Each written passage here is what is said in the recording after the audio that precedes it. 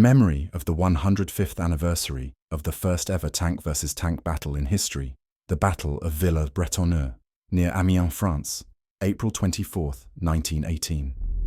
May those men rest in peace.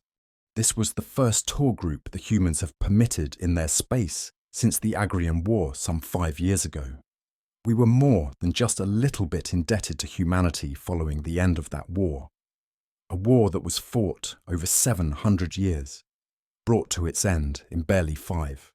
Humanity is simultaneously wondrous and terrifying, so it was indeed a great honour that I, Ambassador Thrax Thran of the Eridanis peoples, be one of the few permitted to engage with humanity's tourism industry. I stood side by side my fellow delegates of the Galactic Confederacy and waited patiently for the tour to begin. Today was the first stop in our tour of human history.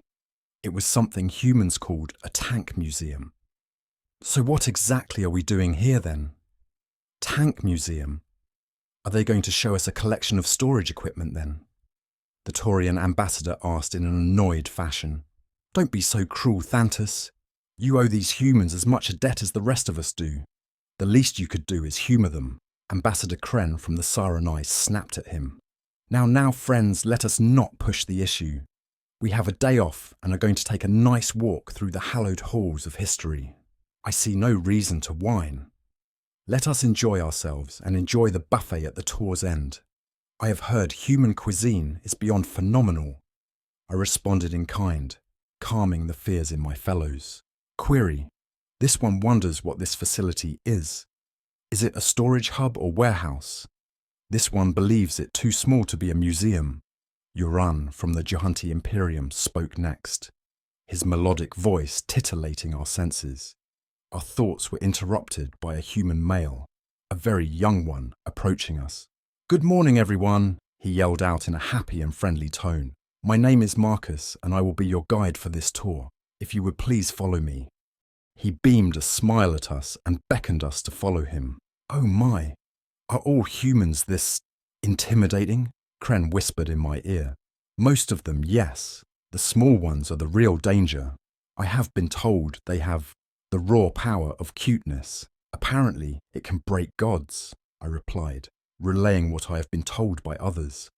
Oh my, welcome to the Museum of Military History in the University of Europa. Due to the damage sustained from a recent hurricane, the museum we were going to take you to was damaged and shut down for repairs. However, we fully believe that this will make a more than effective substitute and provide a more interactive experience. To begin our tour, we thought it pertinent to start with one of the greatest war machines we have ever created. The tank, Marcus announced proudly. All of us looked at each other confused. Did humans drop liquid storage tanks on each other? First, please, have a seat in these. We call them beanbag chairs, he said, gesturing to the strange chairs that were in the room. The chairs, if you could call them that, were strange foamy things that moulded themselves to fit us. They were strangely comfortable, but it took us a fair amount of time to settle into them. This is a holographic simulation suite. It will allow us to do basically anything within a safe, controlled environment, with absolute accuracy in simulation and visualization. So let's get started. This is the tank, specifically the N3A Washington main battle tank. I'm sure you're all familiar with it, Marcus said. The room suddenly went dark, and a massive noise was heard. A strange metallic grinding, screwing noise came from a dark corner of the room, and a huge lumbering metal beast on tracks appeared in our midst. We recognized it immediately. The humans called them tanks. What insult was this? We called them death boxes, wheeled evil, menaces, or war beasts. They called them tanks. The machine trundled into the room, with its engine roaring, and performed several maneuvers in front of us, twisting its turret and its gun around. It performed maneuvers we thought impossible for any vehicle, such as performing a full turn while still in place, never moving its cannon. Its turret stayed fixed on a target, while it moved over hills and trenches with a kind of ease that would make the great skimmerant back home look like a paraplegic. Then for a finale, it fired its cannon. The thunderous roar of that horrible beast put us all into terrified silence. That was a recording of a Proving Grounds run. It was simply a test to showcase the machine and prepare it for battle. Do not be afraid. It's just a hologram. It can do no harm. Marcus smiled warmly at us. I don't know the effect it had on others, but I was not comforted at all. Now, the reason this was shown first on your tour was not because of recent events. It was because of an event that took place 300 years ago. You find yourselves here in an absolutely auspicious event. Today is the 300-year anniversary of the first ever tank versus tank battle in history. The scene changed to one of merciless devastation. A bland, smoky haze hung heavy in the air. The trunks of burnt-out trees and craters of artillery shells littered the ground. A loud, scraping, trundling noise came from the left, and a louder noise came from the right. The background noises of falling shells, screaming men, and gunfire rang through the air. April the 24th, 1918. The Second Battle of Villers-Bretonneux rages on as French and Allied forces engage German troops on the battlefield. Dozens of smaller battles across a massive landscape, none more significant than this. In a field near the town of Amiens, 3 British Mark IV tanks approached their battle deployment line, while 3 German-made A7V tanks marched to meet them. The scene changes to us gasping in horror as the massive, oddly shaped monsters appear out of the fog, bristling with cannons and machine guns. 3 British Mark IV tanks, 1 male variant featuring heavy cannons and artillery guns, and 2 female variants featuring infantry support weaponry such as machine guns.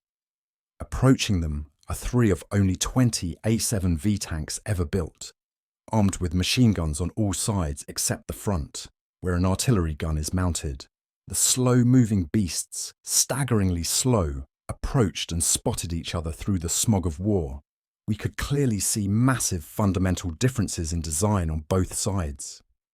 The British Mark IV tank, with its classic lozenge shape, weighed 28 to 29 tons, was almost 26.5 feet long, more than 8 feet high, and up to 13.5 feet wide.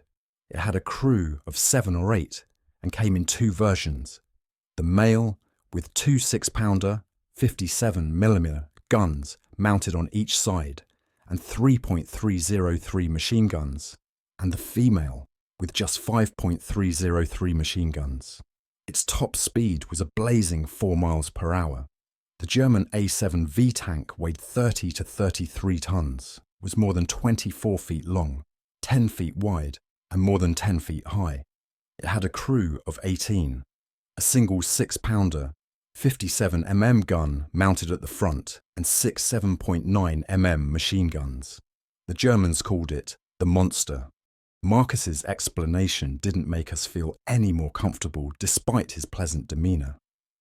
To this day, only one surviving model of the German A7V exists, permanently encased in amberlite, a synthetic form of fossilised tree sap that will guarantee it never disintegrates or suffers damage for millions of years to come. It currently sits in pride of place in the Queensland Museum in Australia, he said, giving us a quick look at the machine on display before returning to the simulation. The battle was short, but critical. The German tanks engaged first, causing damage to the 2 female variants, causing them to retreat. Cannon fire rang through our ears as we saw shells and machine gun fire being exchanged by these lumbering monstrosities. We could feel the sheer horrific impact of each shell hitting its target, as if we were inside them. This was when the basis of all armoured warfare until the Gulf War took place. The remaining British Mark IV was outnumbered and taking heavy fire. The vehicle was moving too much over the shattered terrain and broken craters that it was unable to accurately fire its cannon. The tank's crew commander, Mitchell, ordered the tank to stop.